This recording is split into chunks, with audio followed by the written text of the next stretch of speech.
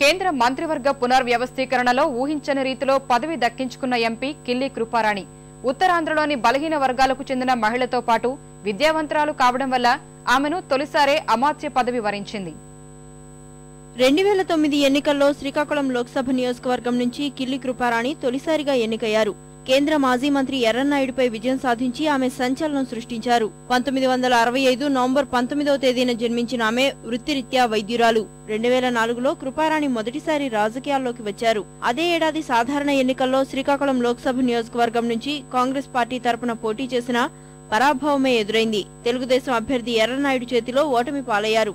2008లో శ్రీకాకుళం జిల్లా కాంగ్రెస్ కమిటీ అధ్యక్షురాలుగా బాధ్యతలు చేపట్టారు. 2009 ఎన్నికల్లో మరోమారు లోక్సభకు కాంగ్రెస్ తరపున పోటీ చేసి ఎర్రన్నాయుడుపై విజయం సాధించి ప్రతీకారం తీర్చుకున్నారు.